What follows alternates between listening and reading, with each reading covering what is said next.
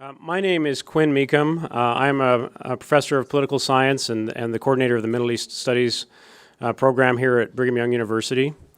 This is the second in a series of lectures that we hope will continue for some time between Brigham Young University and the University of Utah, where we are learning from one another and from the expertise that the faculty in these two institutions bring to the study of the Middle East and Middle Eastern history, politics, and religion. It's my great privilege to welcome to BYU today Peter von Sivers, who is an associate professor of history at the University of Utah. Professor von Sivers is an expert in classical Islamic history, in medieval and early modern Spain, in medieval and modern North Africa, in Islamic philosophy and science. He's widely published in the fields of world history. He has a number of book chapters and articles on topics such as Christology and prophetology in the early Umayyad Arab Empire, the rise of Balkan nationalism within the triangle of the Ottoman, Austrian, and Russian empires, 1800 to 1878, and has been quite involved in a number of questions regarding the early Islamic period, which we get to hear about today. His topic is on Islamic origins, specifically thinking about the religious debates that were taking place in the Middle East around the rise of Islam, and the role of those debates in the development of the Islamic community in its earliest stages. Islamic Origins, for those of you who are not familiar, Islamic Origins has become an interesting public and scholarly debate in recent years, trying to understand the remarkable success of this world religion and where it came from. What were the influences in early Islamic thought? And Professor von Sivers today is going to be discussing some early work from a book manuscript that he is currently writing on those Islamic origins. So please join me in welcoming Professor von Sivers to BYU.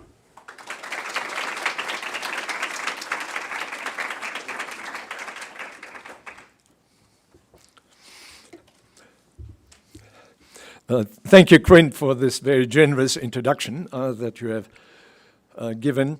And I'm very happy to be talking to you and talking also to many of you who probably don't have much of a background on Islamic studies.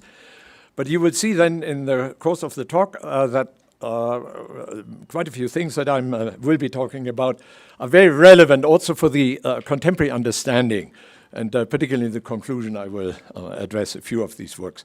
I'm giving you here a short outline, and then I will repeat this outline as I'm going along, so that you have a basic idea here that this will probably look a bit intimidating, but I am really focusing on only one point that I am pursuing in this book on which I'm working, and that is concerned with tritheism, which looms quite large in the Quran and in the debates of the 6th and early 7th centuries.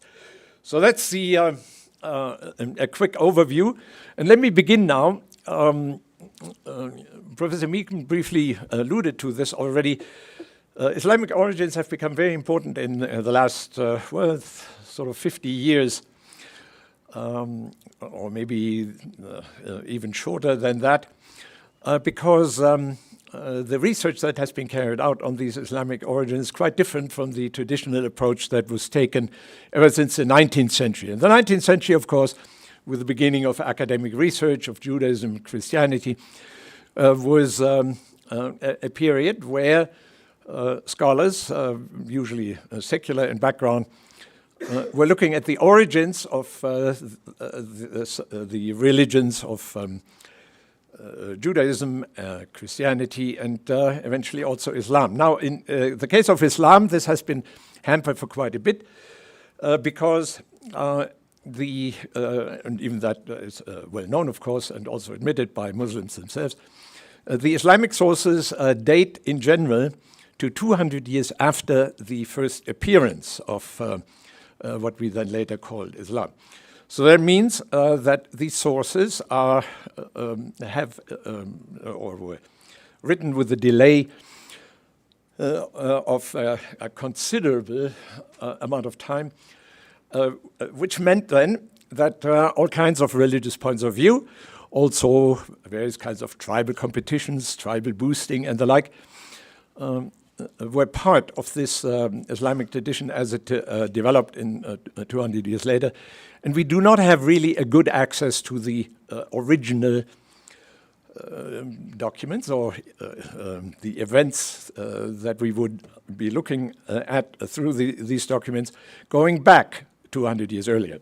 So Orientalism, which is then the field that engaged in the research on Islamic origins, operated then according to the theory of, as I call it here, the onion peel theory, meaning you peel away layer after layer so that eventually you arrive at the historical kernel. That dominated the field until about 1980 and ended, unfortunately now in retrospect, in a disaster because you peeled and peeled and peeled, and as we know, onions don't have kernels, and so there was nothing once you had taken away all of the peels.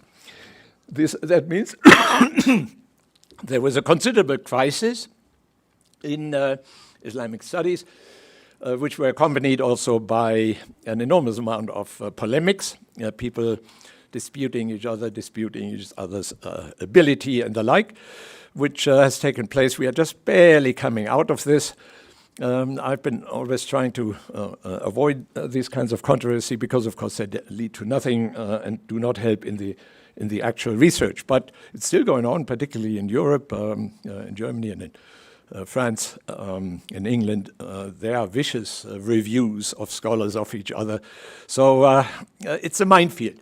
It's a minefield, of course, also because what is happening in the Middle East right now is, of course, a resurgence of what one can call Islamic reformism. In other words, a form of Islam that was dominant maybe in the 900s, 1000s, 1100s, but not thereafter. And this kind of reform Islam emphasizes very strongly the historicity of this the events of 600, even though they are doubtful in their actual occurrence. So what scholars who have been now working during the last 50 years on Islamic origins are working with is the assumption of a context in which Muslims appeared in the course of the 600s, and this contextualism approach is the one that I'm also embracing.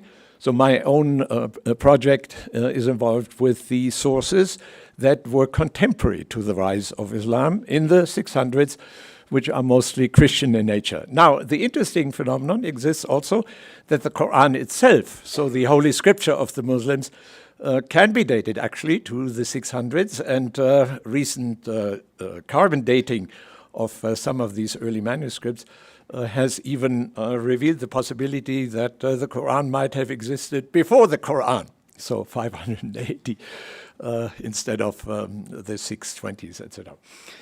Now, with that as a background, I would like to begin with, this is now contextualism, the approach that we can understand the rise of Islam only if we really have a good understanding of what happened among the or within the Christian denominations of the 500s. And we are talking there about vicious attacks of Christians against each other. The 500s weren't maybe quite as bad as the 400s, but they were still pretty bad. And you can see this in this particular title that I included by Philip Jenkins. Lengthy title, but it's, I think, a very descriptive one. And I recommend this book very much to you so that you have an idea here of what really went on before Christianity became what it actually was, with lots of assassinations, street riots, people being deposed from their bishoprics, and so on.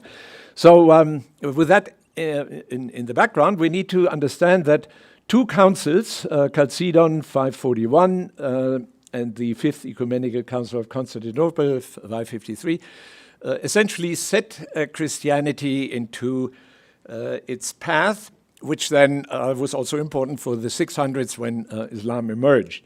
And we are talking there about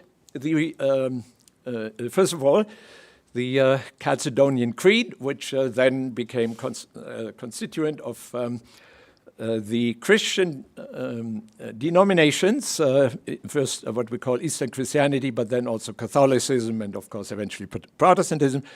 And that does not play a major part, certainly not in my talk, and also historically in the evolution of early Islam. So I'm not commenting much on this, but I will be commenting on two churches that were considered from the point of view of Chalcedon. So in other words, from the Byzantine emperor that determined that the Chalcedonian Creed, which of course is basic for all Christian churches, that creed should be the Orthodox one. So these two churches departed from it and were described therefore as heresies.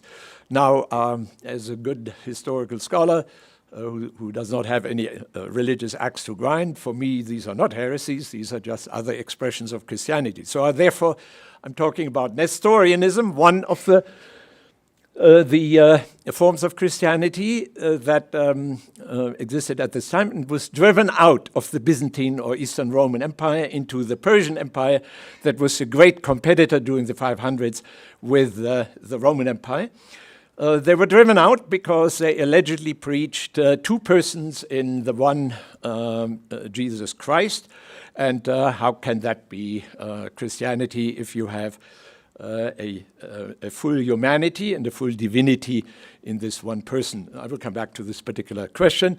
But that was then the reason why and there were, of course, then political machinations that accompanied this process of driving the Nestorians out. They reconstituted themselves in the Persian Empire, where they formed a Christian minority, because, of course, the Persians were of a completely different background, Zoroastrian, which is not of interest for our purpose here. The other main Christian church at that time was up and coming and was actually fighting the main church, the imperially represented church, mightily with all means. I mean, with all of the means that Jenkins also discusses here about mutual calumniations and so on. This other church was that of the Monophysites in Egypt, and they had a special name as far as Syria was concerned, where they were called the Jacobites. Now, the founding father of the Monophysites in general, including then also the Jacobites in Syria, was Severus of Antioch. He was a bishop for a short time, then he was deposed by the imperial church, and then he was determined to establish a separate Monophysite church hierarchy with the establishment of bishoprics, particularly in Syria. So I will show you on a map then a little further on where exactly. And then after his death, two people particularly were appointed to see to it that this church was well represented in Syria in competition with the Eastern Roman Chalcedonian church. And so you have various places in Syria where you have double hierarchies competing with each other and, of course, fighting for the believers in the various towns where they were represented.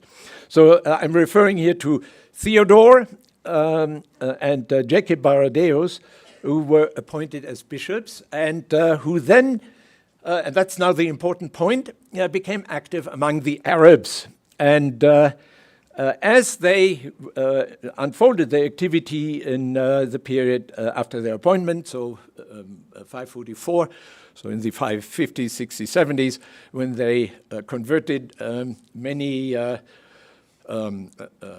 imperial Chalcedonian Christians to monophysitism in Syria.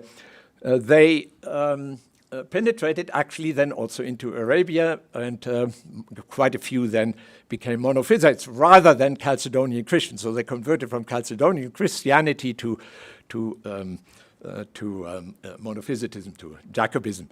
Very important point here, because we are not talking about any Arab pagans.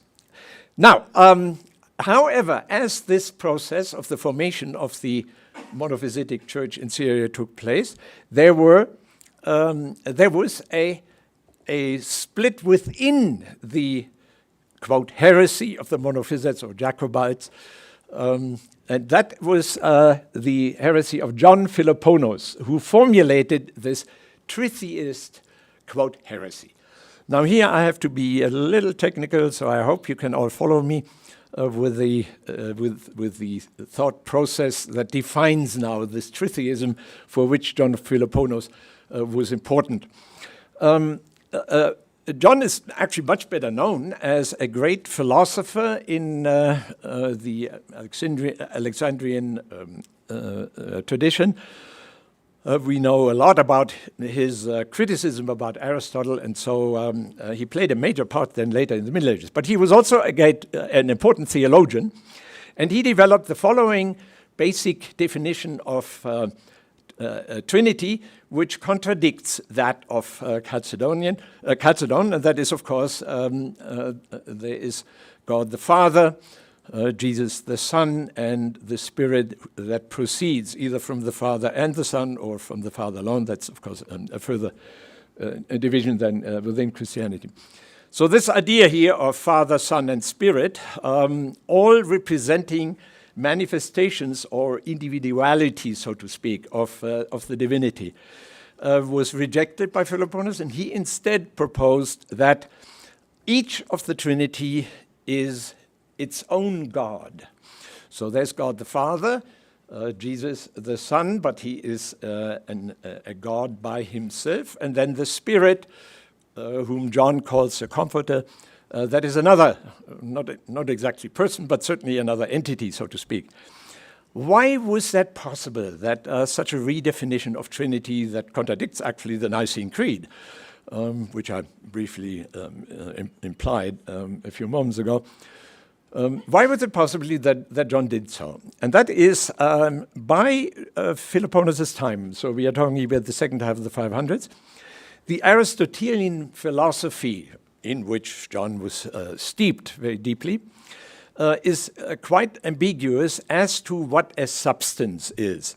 And so Aristotle actually says substance is really a primary substance. So every one of us who's sitting here is a substance to him, to herself or himself.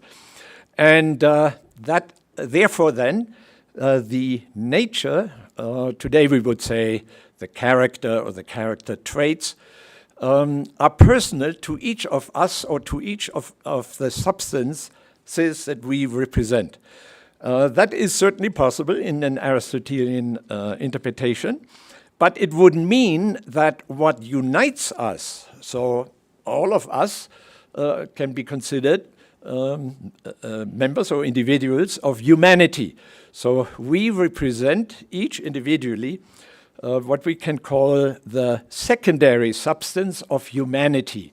So in other words, humanness is what is represented in all of us. But there you see now a contradiction in Aristotle.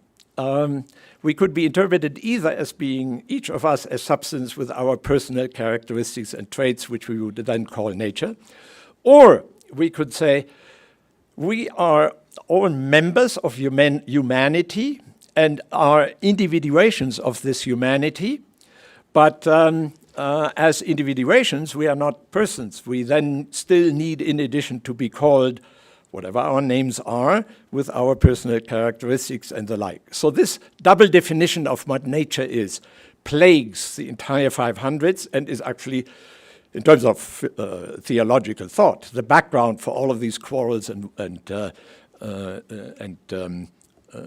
differences among the Christians.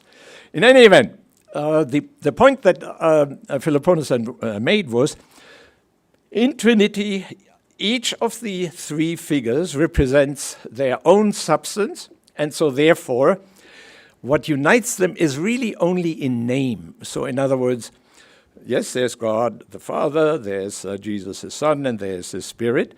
And then, sort of in an abstract sense, they have the common nature of, quote, divinity. But divinity doesn't really exist. It's only a figment of our imagination. That Aristotle says is actually quite explicitly in the Anima. So therefore, they're only sort of vaguely in one's mind, but not in reality, united through the term Trinity, but they are really all apart from each other. That now was the heresy of tritheism that became rampant in Syria, and I mentioned here on the bottom, this is just in passing that I want to mention this, the monks in Syria were now deeply split. So the Jacobite monophysites were deeply split between regular monophysitism, which was one of the so-called heresies, and which relies on the on a particular definition of what the nature of Jesus is. I will not go into this; it's not necessary for our purposes here. And then there were lots of monks in the same monasteries, because monasteries dotted the landscape of Syria, who professed this tritheism. So because of this split, and probably there were furious discussions among these monks, are the members of Trinity substances, or are the members of Trinity just manifestations or aspects, so to speak? Furious discussions, we can assume, in these monasteries. And so the Archimandrites, as the documents refer to, they were actually the abbots of these monasteries, were very concerned about these splits among their monks in these monasteries. And they wrote to their respective bishops, help us, what can we do in all of this? And we unfortunately don't know the answer, but that must have been a situation of high anxiety toward the end of the 700s. And so, given this particular situation, there was on top of that also then a schism in the Jacobite or Monophysite church hierarchy, with one of the bishops, Damien of Alexandria, who was accused by his opponent, Peter of Callinicum. Callinicum, by the way, was at that time the name for Raqqa. That, of course, is the eastern Syrian city that was recently reconquered from ISIS, if you want to locate this geographically. I will show you a map in a moment. So they accused each other, these two bishops, of horrible heresies, Sabellianism, which is a much earlier heresy in the late 200s, early 300s, according to which Jesus was not divine, but merely an adopted figure of high spiritual standing. So he was accused of that particular heresy. And then the important point, Peter of Callinicum was accused of tritheism. De facto, he was not a tritheist, but that's not important. Tritheism continued right into the early 600s, when finally then the schism was ended. And tritheism then probably faded from the scene, but not quite. And that's the whole point of my departure then for Islamic Origins. Because, let me see one more point, briefly. Because this conflict between regular Jacobites, so the monophysite so-called heresy, and then the split within the Jacobites represented by this tritheists, that then was visible among the Arabs who were under a vice-regent, a so-called phylarch. These were commanders in the name of Byzantium or Eastern Rome, responsible for the defenses of the borders of the Roman Empire against the Persians. And the desert border was therefore then the border where the nomadic Arabs were enrolled as allies of the Byzantines in order to help protect it. And they were called the Ghassanids. And you have the spelling here. The Ghassanid phylarch, who was the leader of the Western Arabs, or one of them, this Jaffna al-Ghassan, actually tried to end this schism among these bishops so that this whole tritheist episode would somehow be put aside or overcome, so that regular monophysitism would return to the land. However, Jaffna was no longer very powerful, and so he failed then in his efforts to reconcile, and the schism continued because by now power really had passed to other Arabs, whom I describe as Eastern Arabs. And so let's go on. Let me quickly now show you on the map where what we are talking about. Here is the center of the province of Arabia. That was where these Ghassanids resided. But they governed actually this entire area, which we can call the Syrian steppe and desert. Let me show you now in the following map how far this Ghassanid territory extended. You can see quite a bit into the direction of Baghdad and Mesopotamia. And here now we will see the Ghassanid kingdom that was deputy to defend the eastern border of Rome, against now Eastern Arabs who were deputied by the Persian king, or king of kings, Shah in Shah, for the defense of Persia against Rome. And they were the Lakhmids, whom you see here as the adjacent territory. So in the 500s, the Romans and the Persians had already gone to war against each other several times. Generally, the Romans were victorious, but usually the Persians were able to come back. And of course, they used their vice regents, those of the Ghassanids and of the Lakhmids, as allies to fight the war for them in the desert here, in the southern part of Syria. So here, roughly here. And so now a few words about the Lakhmids. The Lakhmids now were the eastern, or part of the Eastern Arabs, and in their quote king, or equivalent of Phylarch among the Ghassanids, converted in 594 to Nestorian Christianity. Now, Nestorian Christianity is a Christian church.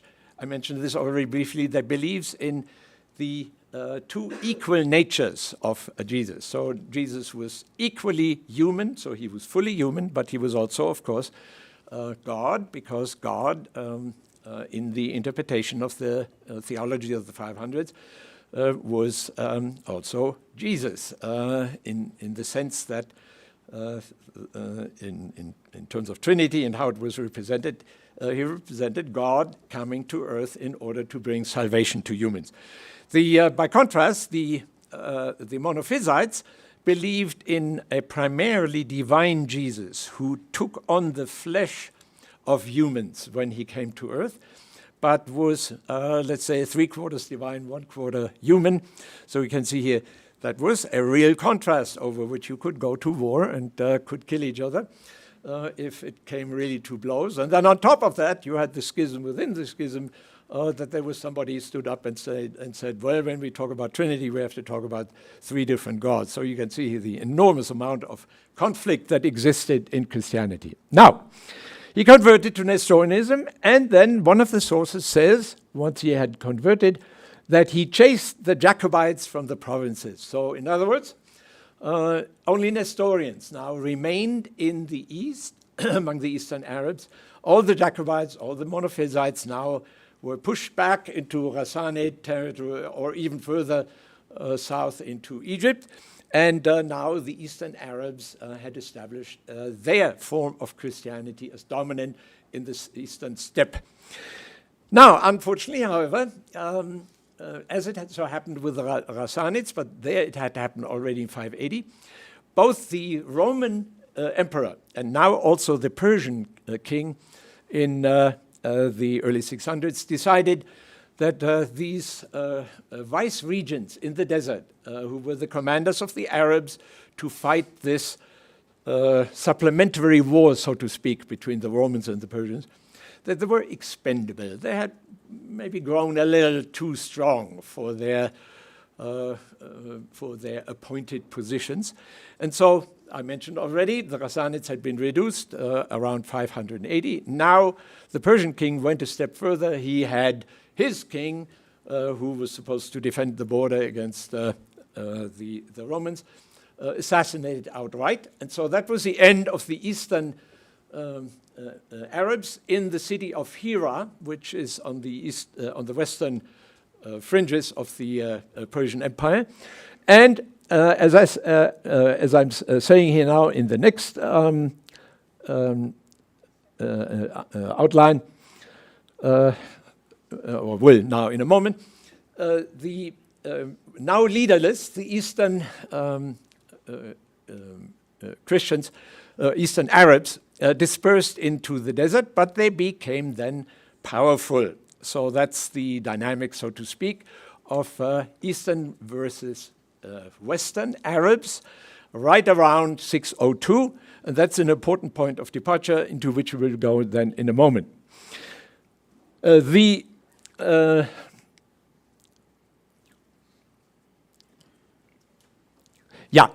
it so happened, however, just a few months after the Persian Shah had decided to murder his vice-regent in the desert, a usurper in Constantinople overthrew the Roman emperor.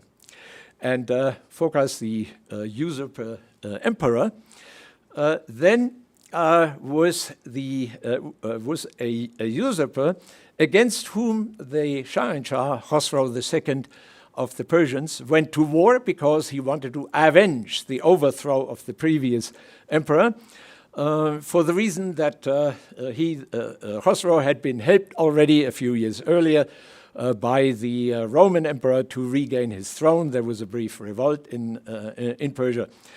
The Romans and the Persians always had hostility against each other, but there were also periods of peace, and so they intermarried and so on. And so it was not surprising that Khosrow declared himself now the avenger of the murdered Roman emperor and went to war against the usurper. Of course, now he lacked a representative in the desert because just a few months earlier, the Eastern Arabs had, after the murder of their king, had dispersed into the desert, and so there was not much that he could do now as far as the desert zone in terms of the war of the Persians against the Romans was concerned. Now the war, well known, no need now to go into the details, moved back and forth. At one point, the Persians conquered almost all of the Roman Empire. They went as far as Egypt. But then the war turned around miraculously under a new emperor, Heraclius, who then turned the tables and turned the entire situation around, and eventually in 628 actually even advanced against the capital of the Persians. So that was the end then of Khosrow, and the end also of the Persian Empire, because there was no clear successor. In that particular situation now, because the Arabs were among themselves in a way throughout this war period, 602 to 628, because on neither side were they needed or wanted. They were among themselves. So that's the important consideration that we have to think of now, with the idea that the Eastern Arabs were a bit stronger than the Western Arabs, but both were now in the Syrian desert and watched from afar how the biggies were killing each other, so to speak, the two empires. And then in 622, right when the war was beginning to turn in favor of the Eastern Romans, they declared an Arab kingdom, 622. This is very important that this Arab kingdom was declared at that particular time, because actually from the Islamic tradition, so that the sources that are dated 200 years after the emergence of the early Muslims, 622 is which date? The date of the Hijrah, the emigration of Muhammad from Mecca to Medina, and in Medina then the organization of the early Islamic community according to the Islamic tradition. Well, now in the Christian sources of the period, 622 is the date of the declaration of the Arab kingdom. And accordingly then, those Christian chroniclers of the period always then talked about what then happened with this Arab kingdom. So let's get then to this dark moment, so to speak, in the Syrian desert. We know that Eastern Arabs dispersed, made themselves dominant, so probably the Western Arabs were subservient, or at least they were being battled against, or maybe there were conflicts, or maybe there was also gradually a merging of the two. We don't know.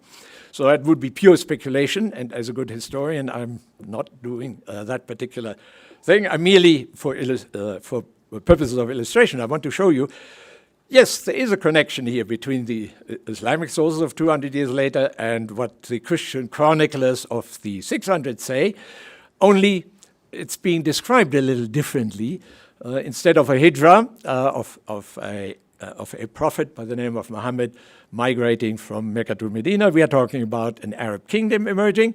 And right from the start, this Arab kingdom, according to one Christian chronicler, consisted of two leaders and two sides. And this is perhaps the most important source here for the understanding of the beginning of Islam, because we are talking about probably Western Christianized Arabs forming one side, Eastern Christian Arabs forming another side, and each had a leader.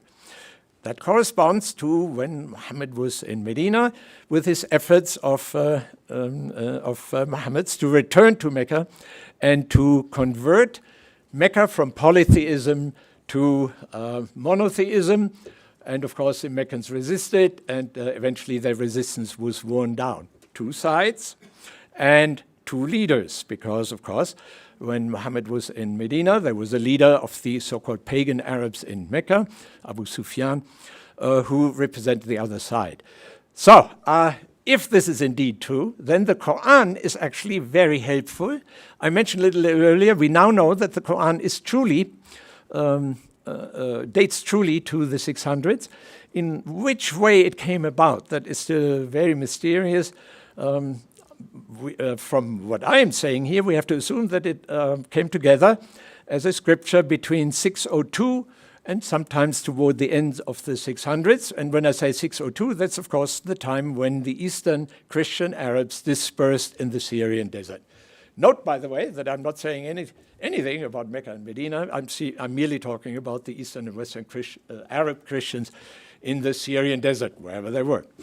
Now, that gets us then to the Quran, which is a reliable source now for our further investigation. And that is, there is a curious term, mushrikun, that appears about 19 times in the Quran, and is usually translated as pagans and polytheists. But in 1999, Jared Hotting published a very important book. Hotting is also among those who contextualize and seek to understand the beginnings of Islam in a wider context.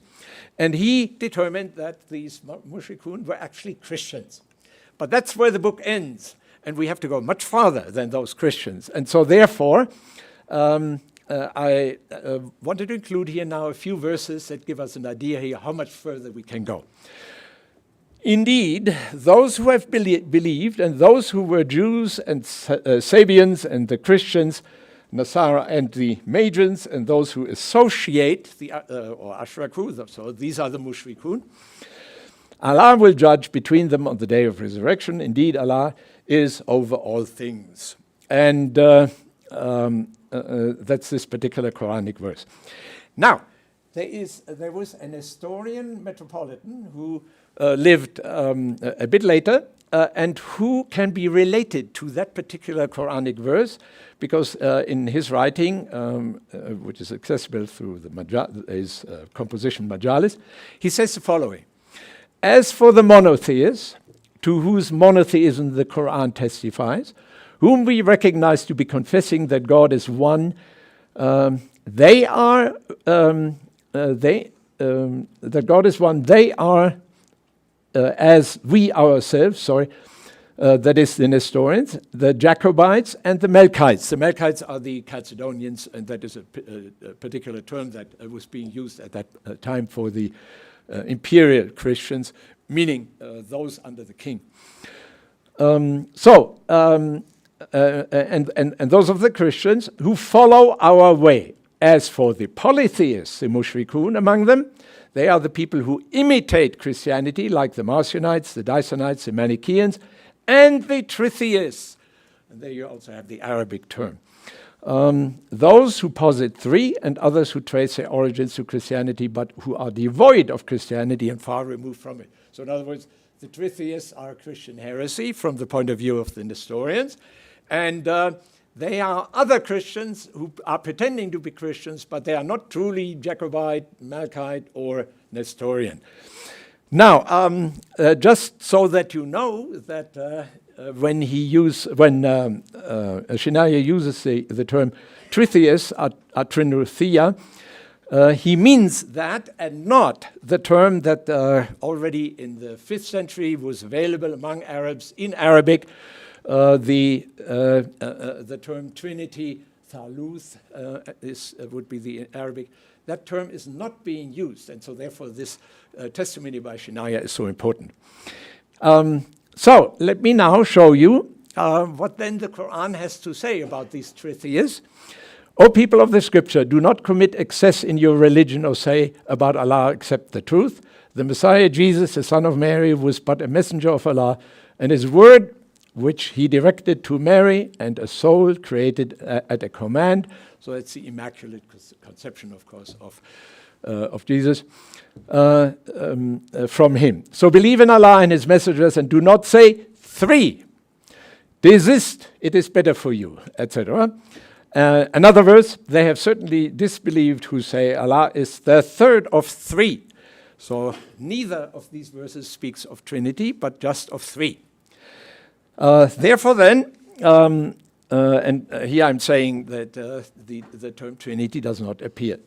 So we can assume, coming now to the conclusion, that what the Quran says in its own testimony about these Tritheists who emerged in the 500s and caused this split among the Jacobites or the Monophysites, that was a particular predominant form of Christianity among the Western Arabs, whether they were the majority or whether Monophysites in general, so those that did not split from the run-of-the-mill monophysitism that Severus had created, but belonged to the smaller and more specific Tritheist sect, we do not know. Probably the assumption would be that the majority were Monophysite of the Western Arabs. But there was a minority, and these were clearly the ones against which the Quran polemicizes. And that's very important because the Quran is actually very friendly towards both Jacobism, Monophysitism, and Nestorianism. And in fact, in many ways comes out of Nestorianism. So it denies, that is very expressed in the Quran, that Jesus is the Son of God. Instead, he's always the servant or the, like all other prophets, of God. But as I tried to emphasize here throughout my presentation, first of all, these mushrikun were not pagans, they were Christians. They were either Western Jacobite or Eastern Nestorian, and they are generally being treated very gently in the Quran because they are verses of convergence. So in other words, we here in the Quran always want to emphasize what we have common with mainstream Christianity, be it Monophysite or Nestorian. Yes, there are then also verses of divergence, particularly those that emphasize the servantship of Jesus. But then, for the rest of the Quran, if you read it very carefully, you come across Mary's immaculate conception. So Mary conceived Jesus through the Spirit, through the Word of God, also the Spirit. This is a variation that is a little more complicated, but can also be explained. So mainstream Christianity, that's how all Christians interpreted the Gospels. That even though Joseph was the father, the conception of Jesus was actually through the Word of God. Jesus has miracle powers. That's emphasized throughout all of the verses that appear in the Quran about Jesus. And Jesus, if you read carefully, also dies on the cross and is resurrected, even though those verses just intimated. I mean, you cannot really interpret it, and clearly some work has took place there to take that away from Jesus. But the ascension is directly expressed. Jesus rose to the right of the Heavenly Father. So, one of my conclusions then is this particular attitude that the Quran has toward Christianity as a whole, as opposed to tritheists, who are the real bad guys, so to speak, of the Quran, the ones who talk about the three gods of Trinity, regular, either Monophysite or Melkite or Nestorian Christianity, is being treated in a very friendly way, but always with the view that Jesus was actually the one who announced someone who would come after him. If you go to John, there are these famous verses on the Paraclete, which in the Quran, then later in the Islamic tradition, are being interpreted as, yes, Jesus announced someone who would come thereafter, and that is Muhammad. Muhammad is actually not really a name. It literally means the praised one, and is probably, therefore, then the notation, so to speak, for that particular sage, scribe, or other person who worked on the various parts that eventually came together and made up the Quran, the scripture of the Muslims.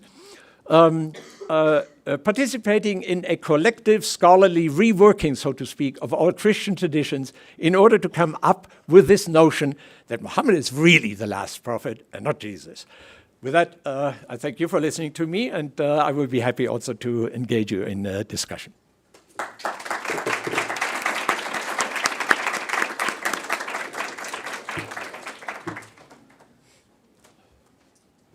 Right. Thank you very much, Professor von Sivers. We do have about 12 minutes for questions. We're going to be finishing up at 4. If you need to leave before the Q&A, you're welcome to do that. For those who would like to stay, Professor von Sivers has graciously agreed to take some questions. What I'd ask you to do if you have a question is just to raise your hand. I will bring you this mic.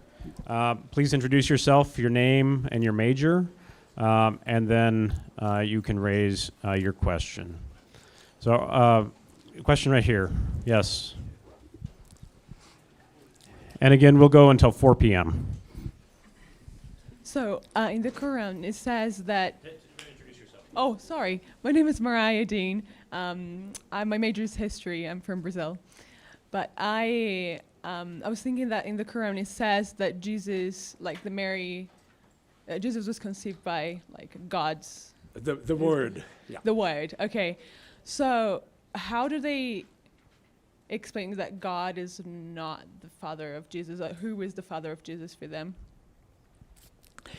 Yeah, for understanding Christianity, Judaism for that matter as well, and Islam, you have to be aware that one of the cardinal points of all of the debates that were often, of course, quite bloody, as I mentioned, for all of these debates, it was always very important that God, the Father, let's put this in parentheses for a moment, is transcendent. Transcendence means you can say nothing about him. He is simply removed from anything sensory. So even though he reveals himself, there's nothing you can say about him, and that has to be protected.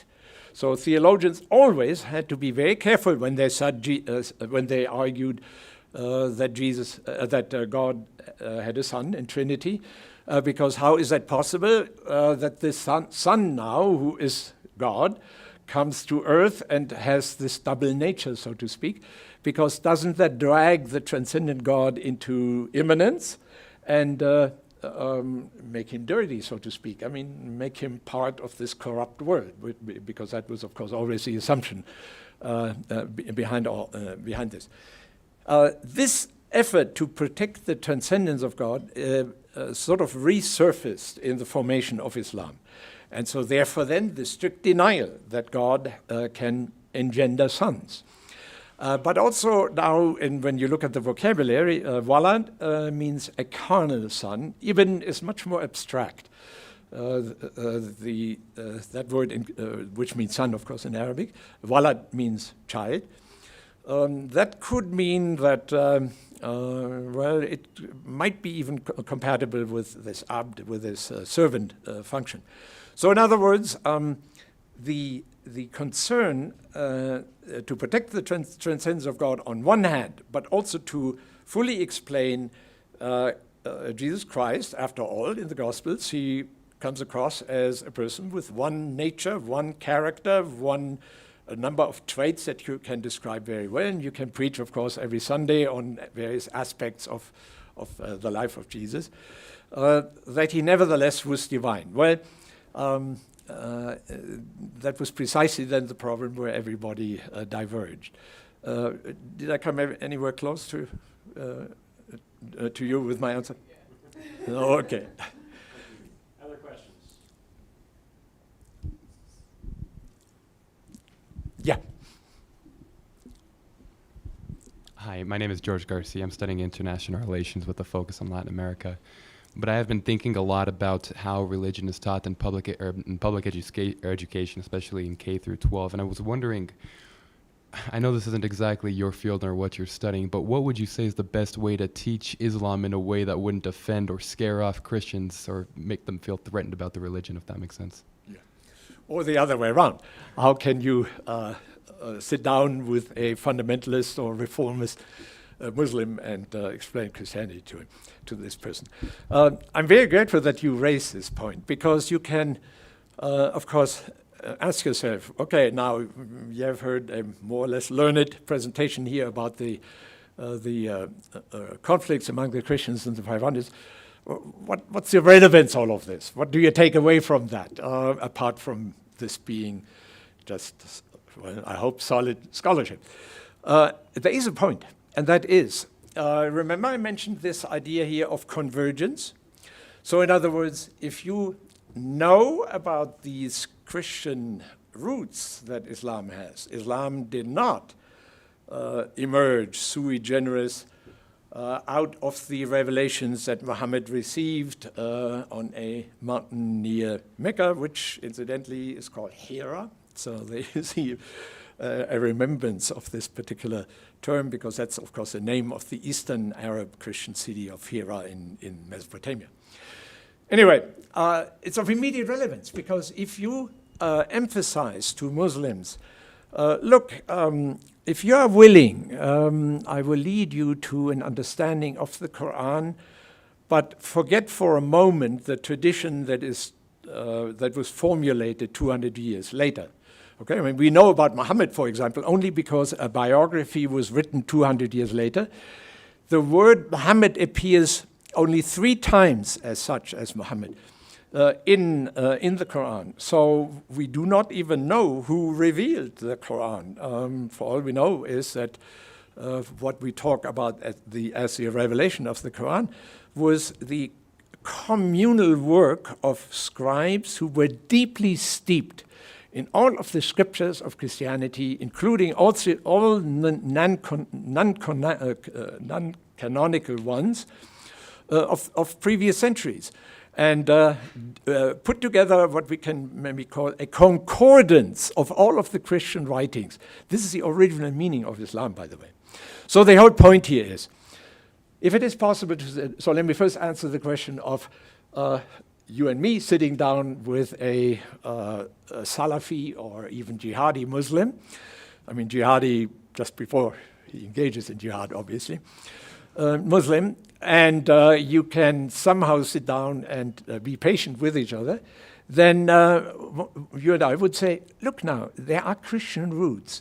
And these roots, furthermore, appear in the Quran in mostly convergent form. So that there is actually a lot of communality between Christianity and Islam. And if you are willing, then we count you, Muslims, among those who inherited the common concordance heritage of Judaism and Christianity, even though Christianity within itself was, of course, deeply conflicted, as I pointed out. So we are heirs of all three things. And so the Islamic Quranic revelation is therefore just another version of the revelatory tradition that comes out of the Middle East. Now, let's turn it also around, of course, since you originally asked the question from the other side, and that is, how can we? Could you reformulate it so that I can be precise with my answer?